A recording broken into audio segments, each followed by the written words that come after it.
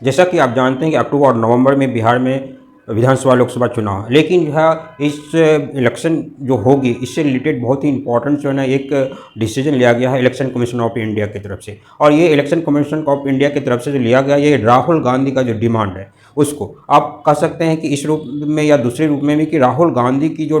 मांग थी उसको जो है इलेक्शन कमीशन ने मान लिया है। अब इलेक्शन कमीशन जो है बिहार का इलेक्शन जो अक्टूबर नवंबर में होगी उसमें से रिलेटेड बहुत बड़ा डिसीजन क्या लिया है। इससे जो है राहुल गांधी का जो भी डाउट है या जो भी डिमांड है वो क्लियर हो जाएगा, यानी उनका समाप्त होगा। ये डिमांड जो है ना या ये डाउट जो है लगभग जो आप कह सकते हैं जो महाराष्ट्र में इलेक्शन हुई थी उस पर उन्होंने वोटर का जो मैनिपुलेशन का भी जो है उन्होंने आरोप लगाया था। उन्होंने कहा था कुछ विधानसभा क्षेत्र में जो है वोटर मैनिपुलेशन हुआ है और वहाँ पे जो है ना ज़्यादा वोटिंग हुई है और इसके कारण कांग्रेस की हार हुई है। और दूसरी जगह भी हरियाणा में भी उन्होंने आरोप लगाया था, लेकिन सबसे ज़्यादा आरोप जो लगाया था वो लगाया था महाराष्ट्र पे।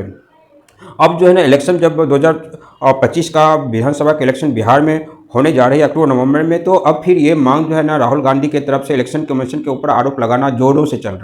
गया। और ये जोरों से जो चला तो अब फिर राहुल गांधी के इस मांग को सही जो है एक तरह से पुष्टि करने के लिए या फिर आप कह सकते हैं ताकि फिर राहुल गांधी जो इलेक्शन का रिजल्ट आवे बिहार का जो उस पर फिर इलेक्शन कमीशन पे जो है आरोप नहीं लगे या फिर जो भी आरोप लग रहा है उस आरोप जो सत्य में नहीं बदले, उसको लेके जो है इलेक्शन कमीशन अपनी तरफ से एक कार्रवाई चालू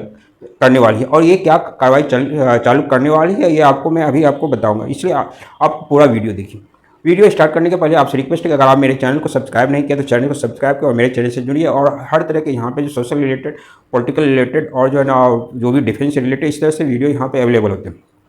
तो आइए, जैसा कि मैं बताया कि इलेक्शन कमीशन ने राहुल गांधी की वो मांग वोटर मैनिपुलेशन का जो आरोप है इलेक्शन कमीशन के ऊपर जो है राहुल गांधी का द्वारा आरोप जो हुआ है या लगाया जा रहा है महाराष्ट्र में और फिर कुछ जो है हरियाणा में, बेसिकली महाराष्ट्र में। तो इलेक्शन कमीशन ने डिसाइड किया है कि वो जो अक्टूबर नवंबर जो उसके पहले जो है ना वोटर का ये वेरिफिकेशन करेगी, मीन्स वेरीफाइड करेगी। वो वेरीफाइड क्या करेगी कि इलेक्शन का जो वोटर कार्ड है जिस भी व्यक्ति का वो व्यक्ति जिंदा है या नहीं है, दूसरा वो सही व्यक्ति है या नहीं है, फिर उसका एड्रेस वो जो है जिस एड्रेस को दिया गया मीन्स वोटर आईडी कार्ड में जो एड्रेस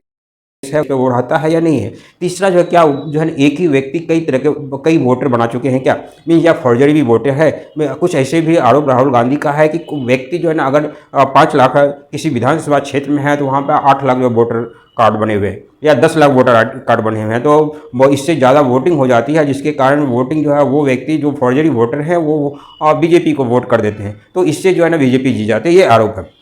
तो इसी आरोप को समाप्त करने के लिए जो हालांकि महाराष्ट्र में जो आरोप लगाया गया है तो उस पर इलेक्शन कमीशन ने सारे आरोप को खारिज किया और एक प्रूफ दिया उन्होंने कि ऐसा कोई भी आरोप साबित होने लायक नहीं है। लेकिन फिर इलेक्शन जो बिहार में है मांग फिर हो रही है और इसको लेकर आरजेडी जो है तेजस्वी यादव यानी विपक्ष के जो भी व्यक्ति हैं राहुल गांधी के खेमे के सारे जो है ना वोटर जो है इलेक्शन कमीशन पे जो है आरोप लगाना चालू कर दिए। तो इसको लेकर जो है ना जैसा कि मैं बताया कि इलेक्शन कमीशन ने वेरिफिकेशन और वोटर शुरू करने वाला है। और ये जो है इससे क्या होगा कि इससे होगा रियल वोटर पाए जाएंगे और एक वोटर आईडी कार्ड है एक व्यक्ति का एक जगह का, फिर दूसरा भी जगह पे वो वोटर आईडी कार्ड बनाया हुआ, तो एक तो उससे उसका समाप्ति होगी। दूसरा क्या होगा कि रियल वोटर अपने जगह पे जो है ना वोट कर पाएंगे। तीसरा जो है यहाँ सबसे बड़ी चीज़ है ये प्रोसेस बहुत लंबे समय के बाद अभी शुरू हो रहा है बिहार में, ताकि 2004 में जो इलेक्शन हुई थी उसमें वोटर वेरिफिकेशन हुआ था। उसके बाद जो है अभी लगभग आप कह सकते हैं कि 25-21 साल हो चुके हैं। 21 साल में जो लगभग जो आप मान सकते हैं जो है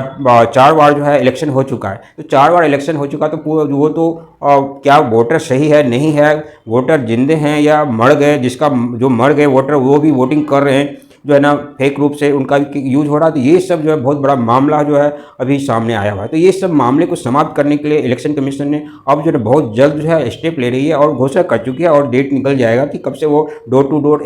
जो है ना वोटर जो हैं उनका वो वेरिफिकेशन करेंगे और ये वेरिफिकेशन से जो है रियल वोटर कितना है पूरे बिहार में उसको फाइंड आउट करेंगे, मीन्स उसको देखेंगे और फिर जो उसके बेसिस पे जो है वहाँ पे फिर नए वोटर के बेसिस पे वहाँ विधानसभा में जो इलेक्शन होगी।